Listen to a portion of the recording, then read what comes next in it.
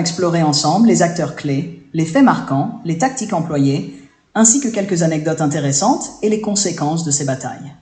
Alors, installez-vous confortablement et découvrons ensemble cette période fascinante de l'histoire. N'oubliez pas de vous abonner et de liker, s'il vous plaît. La première bataille de la Marne, 6-12 septembre 1914. La première bataille de la Marne fut l'une des premières et des plus cruciales batailles de la guerre. Après l'invasion de la Belgique et de la France par l'armée allemande, les forces alliées, sous le commandement des généraux français Joseph Joffre et britannique John French, ont réussi à arrêter l'avancée allemande à proximité de Paris. Les troupes allemandes, dirigées par le général Helmut von Moltke, étaient proches de la victoire lorsque les Alliés ont contre-attaqué. Les tactiques utilisées lors de cette bataille ont marqué un tournant décisif. L'une des actions les plus mémorables fut l'utilisation des taxis parisiens pour transporter rapidement des troupes françaises sur le front, un geste symbolique montrant l'engagement de toute la nation. Cette bataille a également mis en évidence l'importance de la coordination et de la mobilité des forces armées.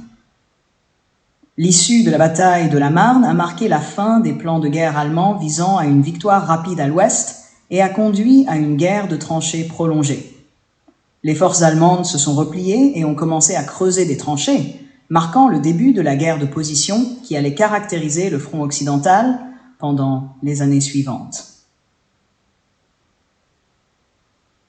La bataille février, 18 décembre 1916. La bataille de Verdun est souvent citée comme l'une des batailles les plus longues et les plus destructrices de la Première Guerre mondiale.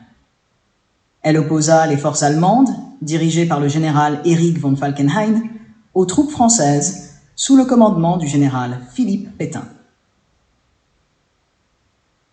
Verdun était un symbole de la résilience française et les Allemands espéraient saigner à blanc l'armée française en s'attaquant à un point symboliquement important.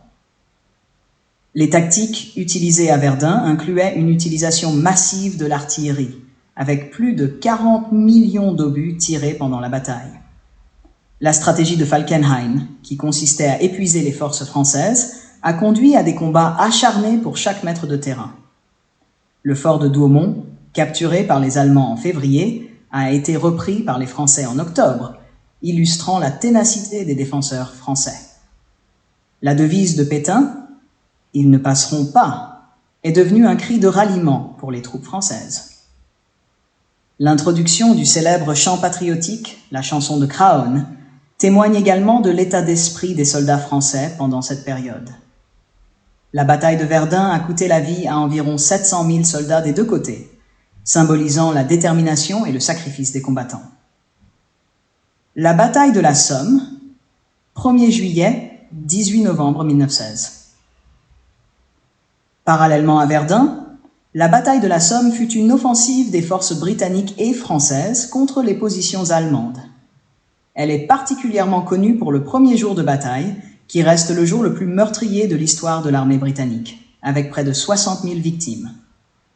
La préparation de l'offensive de la Somme comprenait un intense bombardement d'artillerie destiné à détruire les défenses allemandes. Cependant, ce bombardement s'est avéré insuffisant, et les troupes alliées ont été confrontées à une résistance acharnée. Cette bataille a également marqué la première utilisation des chars de combat par les Britanniques, le 15 septembre 1916, bien que leur impact initial ait été limité. Le poète Wilfred Owen, qui a combattu à la Somme, a écrit certains de ses poèmes les plus célèbres sur l'horreur de cette bataille. La Somme est souvent associée à la brutalité et à la futilité de la guerre des tranchées. Avec plus d'1 million de victimes au total, les gains territoriaux ont été minimes, illustrant les défis et les coûts énormes des offensives sur le front occidental. La bataille de Passchendaele, 31 juillet à 10 novembre 1917. Également connue sous le nom de Troisième bataille d'Ypres, Passchendaele fut une offensive britannique contre les forces allemandes en Belgique. Elle est surtout connue pour les conditions de boue extrêmes qui ont transformé le champ de bataille en un véritable enfer. L'attaque initiale à Passchendaele a été précédée d'un intense bombardement d'artillerie qui a détruit le système de drainage et transformé le terrain en marécage. Les troupes ont lutté dans des conditions horribles, avançant péniblement dans la boue profonde. Les forces canadiennes ont joué un rôle crucial dans la capture finale du village de Passchendaele, un exploit militaire remarquable compte tenu des conditions. La boue était si profonde que des soldats et des chevaux s'y enfonçaient et s'y noyaient. Le général britannique Douglas Haig a été critiqué pour ces tactiques, qui ont conduit à de lourdes pertes pour des gains territoriaux minimes. Environ 500 000 victimes ont été enregistrées, avec peu de bénéfices stratégiques, faisant de Passchendaele un symbole de la souffrance et de l'inutilité de la guerre des tranchées. La bataille de Caporetto, 24 octobre, 19 novembre 1917. Également connue sous le nom de 12e bataille de l'Isonzo, la bataille de Caporetto fut une offensive austro-allemande contre les forces italiennes sur le front italien. Elle est célèbre pour la défaite catastrophique des Italiens. Les tactiques utilisées à Caporetto incluaient des nouvelles méthodes d'infiltration par les troupes allemandes, combinant des bombardements d'artillerie ciblés et des attaques rapides. Ces tactiques ont conduit à un effondrement complet des lignes italiennes, avec une retraite massive et désorganisée des troupes italiennes. Les conséquences de cette bataille furent graves pour l'Italie, avec environ 300 000 prisonniers italiens et une avancée significative des forces austro-allemandes. La défaite a conduit à un changement de commandement italien et à une intervention accrue des Alliés sur le front italien pour stabiliser la situation. Conclusion. Les batailles de la Première Guerre mondiale ont façonné l'histoire du XXe siècle, démontrant les horreurs et les sacrifices de la guerre moderne.